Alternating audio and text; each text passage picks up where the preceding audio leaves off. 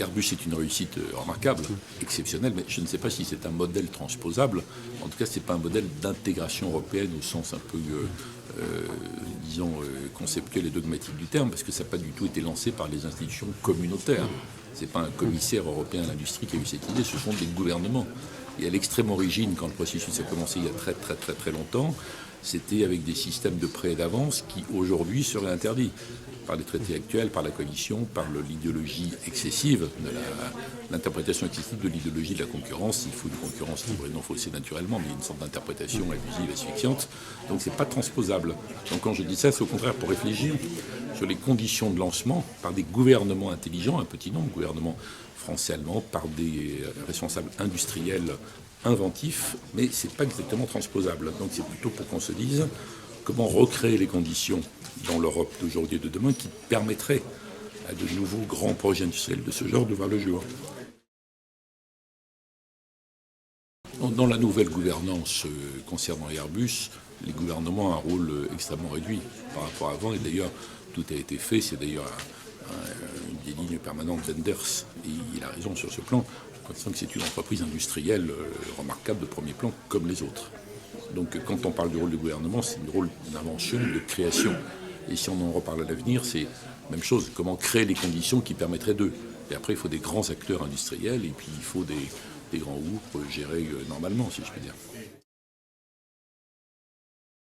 Je pense qu'il n'y a plus de couple depuis bien longtemps, depuis la réunification allemande, non pas la chute qui est une fausse date de référence, mais la réunification en 90, que donc ce qu'était l'Allemagne avant, dans les années Kohl, c'est pas comparable à l'Allemagne d'aujourd'hui, que l'Allemagne défend sans complexe ses positions et ses intérêts vitaux, comme commençait à le dire le chancelier Schröder, Mme Merkel n'a fait que continuer.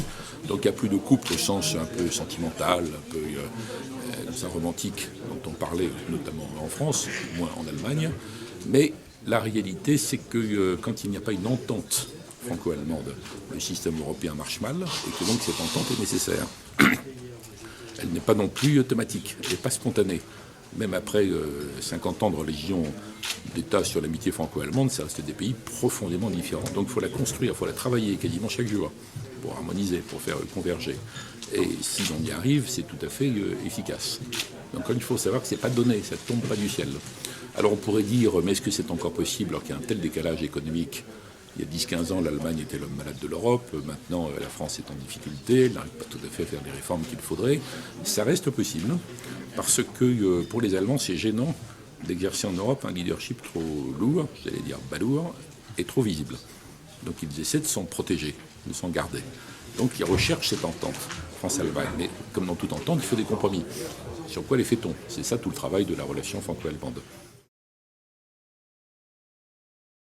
Dans l'affaire ukrainienne, on paye un peu les arriérés d'une politique occidentale inintelligente, maladroite, parfois provocante, envers la Russie. La Russie qui a été considérée après la fin de l'URSS, donc l'URSS fin 91, la Russie à partir de 92, les Occidentaux l'ont traitée comme quantité négligeable, avec beaucoup de maladresse, beaucoup de provocations, notamment à l'époque de George W. Bush, sur l'OTAN, sur les systèmes antimissiles, sur accord, pas accord, etc. Et c'est pas tellement étonnant qu'il y ait une sorte de rancœur recuite du côté russe, qu'on a tout à fait négligé et méprisé.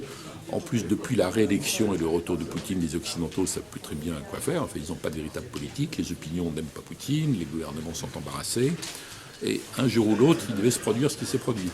Avec un Occident qui rêve d'en découdre avec Poutine, qui est tout à fait provoquant dans ce qu'il dit sur le déclin occidental, et un Poutine qui est très populaire quand il dit ça. Une sorte de fusion de la Russie moderne avec les vieilles valeurs de l'Église orthodoxe. Enfin, ça peut ne pas nous plaire, mais c'est un fait.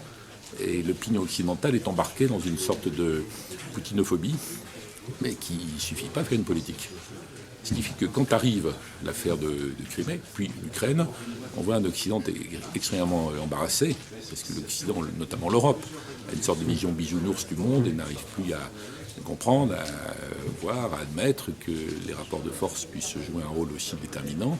Donc il y a un embarras avec des déclarations très fermes, des postures intransigeantes, mais de vraies hésitations sur le fond, est-ce qu'il faut sanctionner ou pas, est-ce que ça sert à quelque chose, qui va en pâtir. Les Américains ont une position extrêmement ferme parce que ça ne les gêne pas du tout, eux, sur le plan de leur économie, d'où l'hésitation.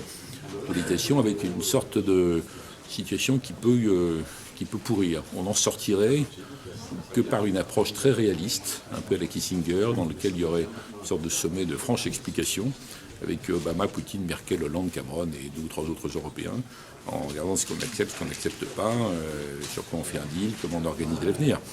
Mais dans l'avenir, il y aura toujours la Russie à côté, même si on a trouvé une solution potable dans l'affaire ukrainienne. Dans l'affaire ukrainienne, on a eu tort, de toute façon, de ne pas admettre que c'était un pays objectivement divisé, historiquement, linguistiquement, culturellement, religieusement, un pays divisé, et donc il fallait éviter de l'obliger à choisir, à faire des choix impossibles. Tout ça ne disculpe pas du tout Poutine, des manœuvres, des moyens, de l'intimidation. Mais c'est un fait, et on voit bien qu'on n'arrive pas à le gérer. Donc ça ne fait que révéler, en ce qui concerne l'Europe, une sorte d'incapacité à saisir des problèmes, mais ce n'est pas nouveau, il n'y a pas de politique étrangère européenne. En fait, il y a des positions de principe sur la démocratie, les droits de l'homme, la paix, le développement, etc. Mais il n'y a pas de politique étrangère. Et sur à peu près tous les sujets importants, vous avez les pour, les contre et ceux qui ne veulent pas trancher en Europe. Et il ne faut pas s'en désespérer, il ne faut pas dire tous les matins c'est horrible, l'Europe se divise. Elle n'est pas encore unifiée dans sa tête sur ces sujets. À commencer par le fait de savoir si elle veut ou non être une puissance. Les peuples européens, ils veulent plutôt une grande Suisse, en fait. Les leaders, ils veulent une certaine forme de puissance européenne, peut-être. Ça dépend de son orientation. Donc c'est un immense chantier qui est devant nous et qui se fera crise après crise.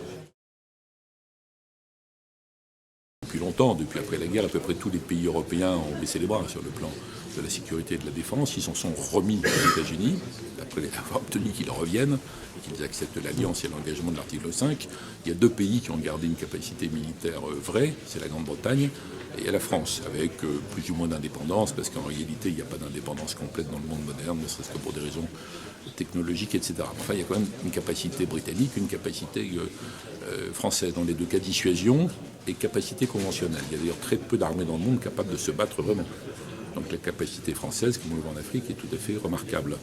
En ce qui me concerne, je pense que c'est fondamental que la France garde ça, parce que ça compense un peu les faiblesses économiques du moment. Ça donne un moyen d'intervention dans des crises, à condition qu'on le fasse dans des conditions rigoureuses et correctes, légales, légitimes, Conseil de sécurité, etc.